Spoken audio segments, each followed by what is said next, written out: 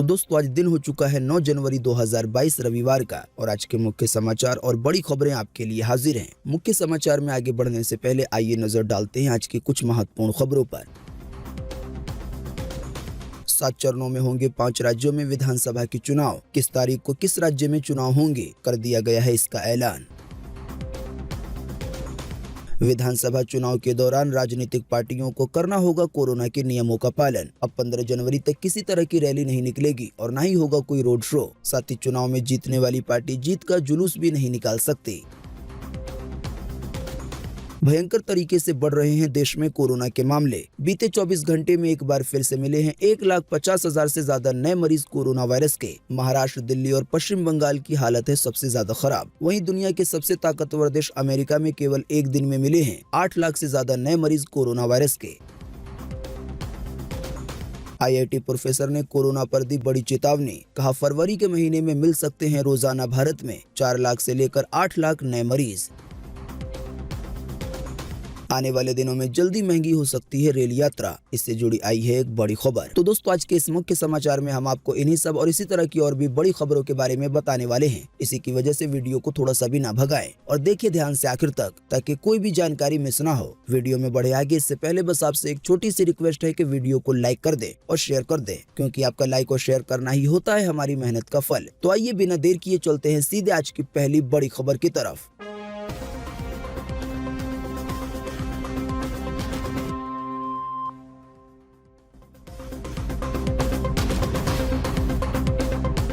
5 राज्यों में हो गया चुनाव की तारीखों का ऐलान। 7 चरणों में होंगे 5 राज्यों में विधानसभा चुनाव। जी हां, फाइनली चुनाव आयोग ने चुनाव की तारीखों का ऐलान कर दिया है। जानकारी के मुताबिक वोटिंग 10 फरवरी से शुरू हो जाएगी। वहीं 5 राज्यों के चुनाव नतीजे 10 मार्च 2022 को आएंगे। चुनाव आयोग के मुताबिक उत्तर प्रदेश में 7 चरणों में चुनाव होगा, यानी 7 अलग अलग तारीख पर। पहले चरण में 10 फरवरी को 11 जिलों शामली, मुजफ्फरनगर, मेरठ, बागपत, गाजियाबाद, हापुड़, नोएडा, बुलंदशहर, अलीगढ़, मथुरा और आगरा में चुनाव होगा। इसी तरह से दूसरे चरण यानी कि 14 फरवरी को यूपी के 9 जिलों सहारनपुर, बदायूं, बिजनौर, अमरोहा, संभल, रामपुर, मुरादाबाद, शाहजहांपुर और बरेली में वोट डाले जाएंगे। इसी तरह से 20 फरवरी को तीसरे चरण में यूपी के 16 जिलों कासगंज, एटा, हाथरस, मैनपुरी, फिरोजाबाद, फर्रुखाबाद, कन्नौज, कानपुर नगर, कानपुर देहात, औरैया, जालौन, हमीरपुर, महोबा, झांसी, ललितपुर और इटावा में मतदान होगा। इसी तरह से 23 फरवरी को चौथे चरण के तहत यूपी के 9 जिलों पीलीभीत, लखीमपुर खीरी, हरदोई, सीतापुर, उन्नाव, लखनऊ, रायबरेली, बांदा और फतेहपुर में वोट डाले जाएंगे। फिर इसके बाद 27 फरवरी को 5वें चरण के तहत यूपी के 11 जिलों बहराइच, सरस्वती, बाराबंकी, गोंडा, अमेठी, कौशाम्बी, प्रयागराज, चित्रकूट, अयोध्या, सुल्तानपुर, प्रतापगढ़ में वोट डाले जाएंगे। फिर इसके बाद 3 मार्च को छठे चरण के तहत यूपी के 10 जिलों बलरामपुर, सिद्धार्थनगर, महाराजागंज, संत कबीर नगर, बस्ती, अम्बेडकर नगर, देवरिया, बलिया, गोरखपुर और कुशीनगर में वोट डाले जाएंगे। इसके बाद फिर 7 मार्च को 7वें चरण के तहत यूपी के 9 जिलों आजमगढ़, वाराणसी, मऊ, गाजीपुर, मिर्जापुर, चंदौली, सोनभद्र, भदोही और जौनपुर में वोटिंग होगी। बाकी इन सब जिलों में भी जो अंदर के इलाके होते हैं उनकी जानकारी विस्तार से आपकी स्क्रीन पे दिखाई जा रही है। वीडियो को रोककर इसे देखा जा सकता है। बाकी उत्तर प्रदेश के बाद पंजाब में एक साथ 14 फरवरी को चुनाव होंगे सभी सीटों पर। इसके अलावा उत्तराखंड में भी 14 फरवरी को एक साथ चुनाव होंगे सभी सीटों पर। इसके अलावा गोवा में भी एक साथ 14 फरवरी को चुनाव होंगे सभी सीटों पर। हालांकि मणिपुर में मतदान 2 चरणों में होंगे। इन सभी राज्यों के चुनाव नतीजे एक साथ 10 मार्च 2022 को जारी किए जाएंगे। यानी पंजाब, उत्तराखंड, गोवा वालों को लगभग 24 दिन का इंतजार करना होगा वोट डालने के बाद रिजल्ट का। साथ ही आपको बता दें यूपी में विधानसभा की 403 सीटें हैं। यहाँ पर सरकार बनाने के लिए कम से कम 202 सीटों पर बहुमत चाहिए। इसी तरह से पंजाब में विधानसभा की सीटें टोटल 117 हैं। यहाँ सरकार बनाने के लिए कम से कम 59 सीटों पर बहुमत चाहिए। ऐसे ही उत्तराखंड में कुल 70 सीटें हैं। यहाँ सरकार बनाने के लिए कम से कम 36 सीटें चाहिए। इसके अलावा गोवा में विधानसभा की 40 सीटें हैं। यहाँ पे सरकार बनाने के लिए कम से कम 21 सीटें चाहिए। वहीं मणिपुर में विधानसभा की 60 सीटें हैं। यहाँ सरकार बनाने के लिए 31 सीटें चाहिए।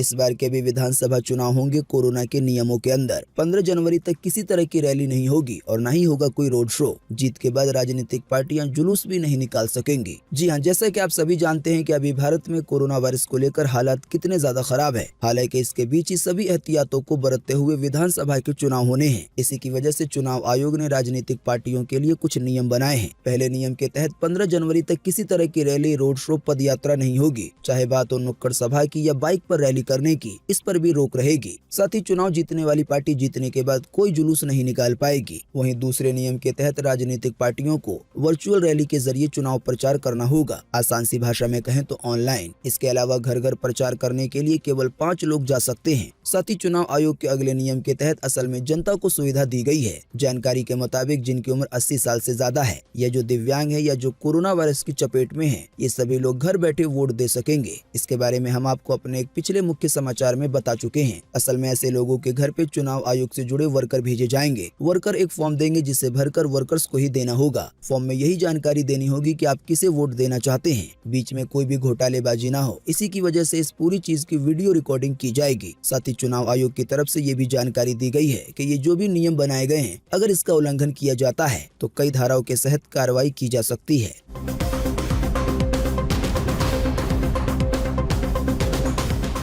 विधानसभा चुनाव का ऐलान होने से देश के 5 राज्यों में लागू हो गई है आचार संहिता। यानी इन राज्यों में अब नहीं है कोई मुख्यमंत्री, ना ही मंत्री और ना ही अफसर। चुनाव के रिजल्ट तक सब कुछ है जनता के हाथ में। जी हां, देश के 5 राज्यों में चुनाव की घोषणा होने के साथ ही आचार संहिता लागू हो गई है। अब उत्तर प्रदेश समेत 5 राज्यों में सरकार सिर्फ कार्यवाहक की भूमिका में काम करेगी। चुनाव का पूरा काम आयोग और बाकी काम प्रशासनिक अफसर देखेंगे। चुनाव के दौरान नए प्रोजेक्ट पर अब काम शुरू नहीं हो सकते, लेकिन जो काम सरकार ने पहले शुरू किए हैं किसी भी राज्य में, वो चलते रहेंगे। असल में आचार संहिता लगने के बाद अब असली ताकत वोटर के हाथ में है, यानी कि आपके हाथ में। साथ ही आपको बता दें, जैसे ही किसी राज्य में आचार संहिता लागू होती है तो वहाँ पर मुख्यमंत्री या मंत्री वगैरह की पावर खत्म हो जाती है, यानी वो कोई नया आदेश नहीं दे सकते।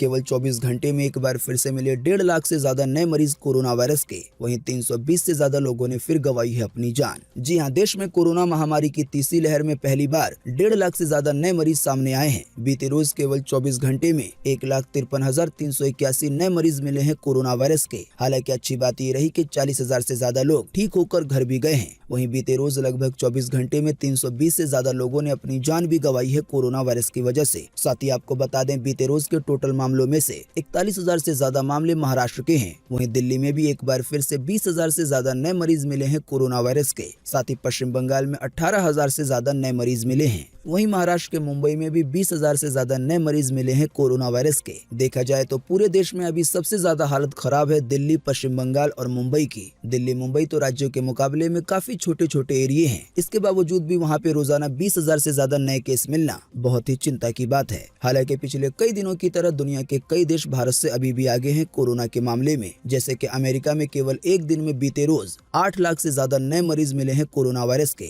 इसी तरह से फ्रांस में 3,25,000 से ज्यादा नए मरीज मिले हैं केवल एक दिन में। वहीं ब्रिटेन में 1,70,000 से ज्यादा नए मरीज मिले हैं और स्पेन में 1,10,000 से ज्यादा नए मरीज मिले हैं कोरोना वायरस के। जैसा कि हमने आपको बीते रोज के मुख्य समाचार में बताया था कि पूरी दुनिया में यही वो 5 देश हैं, यानी कि टॉप 5 कंट्री है जहाँ पे कोरोना के मामले सबसे ज्यादा हैं और इसमें हमारा भारत भी शामिल है। साथ ही आपको बता दें कि पिछली वाली लहर के मुकाबले अच्छी बात इस वाली लहर की ये है कि इसमें ज्यादा जानें नहीं जा रही हैं। संक्रमित होने वालों की एक बड़ी संख्या अस्पताल गए बिना ही ठीक हो जा रही है। हालांकि कम, लेकिन मौतें जरूर हो रही हैं।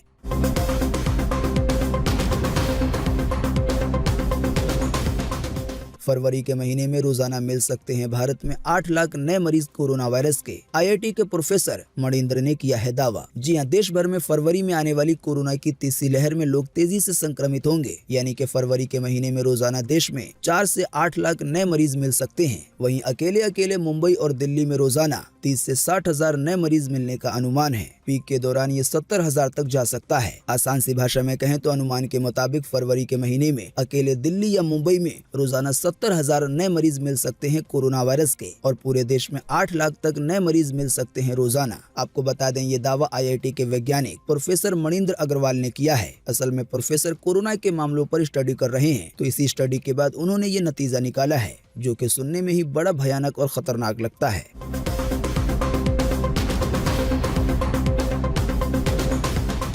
कोरोना वैक्सीन की एहतियाती खुराक यानी तीसरी खुराक के लिए ऑनलाइन अपॉइंटमेंट हो गए हैं शुरू। फ्रंटलाइन वर्कर्स और वरिष्ठ नागरिक कर सकते हैं आवेदन, कोई एक्स्ट्रा दस्तावेज की जरूरत नहीं होगी। जी हां, कोरोना वायरस महामारी के नए और अधिक संक्रामक वेरिएंट ओमिक्रॉन के सामने आने के बाद केंद्र सरकार ने बीते दिनों स्वास्थ्य कर्मियों, साथ ही जो फ्रंटलाइन वर्कर्स हैं, इसके अलावा जिनकी उम्र 60 साल से ज्यादा है और वो किसी गंभीर बीमारी से जूझ रहे हैं, उन्हें कोरोना की वैक्सीन की तीसरी खुराक देने का फैसला किया है। वैसे आपको बता दें, इसका ऐलान कुछ दिन पहले ही हो चुका है, लेकिन अब इसके लिए कोविन ऐप और वेबसाइट पर अपॉइंटमेंट की शुरुआत हो गई है। तो जो भी लोग कोरोना वैक्सीन की तीसरी खुराक लेने वाले हैं, उन्हें किसी भी एक्स्ट्रा दस्तावेज की या नए तरह से रजिस्ट्रेशन करने की जरूरत नहीं होगी। आप अपने पुराने वाले अकाउंट से ही लॉगिन करके तीसरी खुराक की अपॉइंटमेंट ली जा सकती है।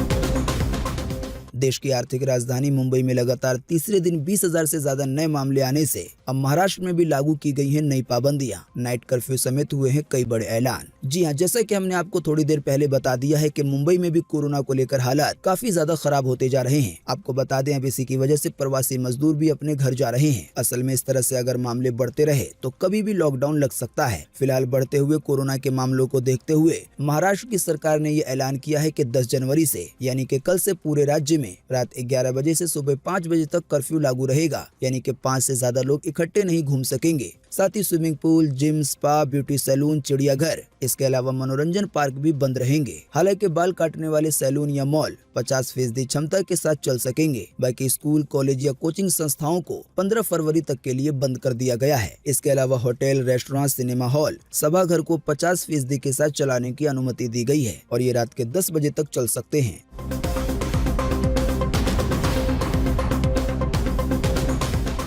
पाकिस्तान में देखा बर्फीली मौत का भयावह मंजर। भारी बर्फबारी में फंसे 1000 टूरिस्ट वाहन, 10 बच्चों समेत 21 की हुई मौत। 10 लोग कार में बैठे बैठे ही जम गए। जी हां, पाकिस्तान के पंजाब के पहाड़ी इलाके मुर्री में जबरदस्त बर्फबारी के कारण 1000 से ज्यादा टूरिस्ट वाहन बीच रास्ते में ही फंस गए, जिनमें हजारों लोग सवार हैं। BBC की रिपोर्ट के मुताबिक बीते शनिवार को फंसे इन वाहनों में सवार लोगों में से 10 बच्चों समेत कम से कम 21 लोगों की मौत हो गई है। मरने वालों में से कम 10 लोगों की मौत कार में बैठे बैठे ही जम जाने के कारण हो गई। आपको बता दें कि कार में बैठे बैठे मरने वालों के दर्दनाक वीडियो सोशल मीडिया पे जमकर वायरल हो रहे हैं। साथ ही वहां बुरी तरह से जूझ रहे टूरिस्ट के वीडियो और फोटो खूब शेयर किए जा रहे हैं। मरने वालों में पुलिसकर्मी का एक पूरा परिवार भी शामिल है। लोगों को बचाने में देश की सेना को लगाया गया है। दोस्तों, अगली खबर के बारे में बताने से पहले आपके लिए एक बड़ा सर्वे और एक बड़ा सवाल। अगर आप इसमें हिस्सा लेंगे और इसका जवाब देंगे तो इससे काफी कुछ पता चलेगा। जैसा कि हमने आपको बताया, देश के 5 राज्यों में विधानसभा चुनाव का ऐलान हो चुका है। तो दोस्तों, आपको इसी के बीच इसी वीडियो के नीचे कमेंट बॉक्स में कमेंट करके बताना है कि उत्तर प्रदेश में किस पार्टी की सरकार बनेगी, साथ ही पंजाब में कौन सी पार्टी जीतने वाली है। फटाफट से अपना जवाब इन दोनों राज्यों को लेकर इसी वीडियो के नीचे कमेंट बॉक्स में लिख डालिए अपनी पर्सनल राय के साथ। आपके दिए हुए जवाब से काफी कुछ पता चलता है।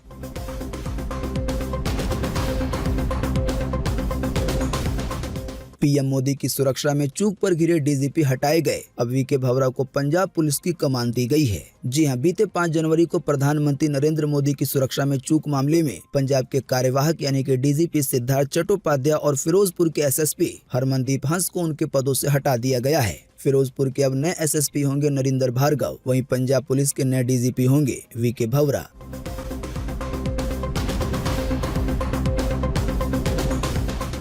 नए तरीके से बनाए जा रहे हैं रेलवे स्टेशन। आने वाले दिनों में जल्दी महंगी हो सकती है रेल यात्रा। जी हां, लंबी दूरी की ट्रेन यात्रा के दौरान रेल यात्रियों में कैटेगरी के आधार पर 10 रुपए से लेकर 50 रुपए तक की बढ़ोतरी होगी। असल में इंडियन रेलवे देश के अंदर कई सारे रेलवे स्टेशन को बिल्कुल नए तरीके से विकसित कर रहा है। पहले के मुकाबले यहाँ पर कई सारी अच्छी और अतिरिक्त सर्विसें मिलेंगी। तो इन्हीं सब खर्चे को निकालने के लिए आपके टिकट के दाम बढ़ाए जाएंगे। टिकट के दामों में ये बढ़ोतरी या कह लें विकास शुल्क 10 रुपए से लेकर 50 रुपए तक लगाया जा सकता है। साथ ही इस तरह के स्टेशन के प्लेटफॉर्म टिकट भी महंगे हो सकते हैं। हालांकि इन सभी चीजों के बदले आपको रेलवे स्टेशन पर एक अलग ही रौनक और बहुत सारी सर्विसें मिलेंगी।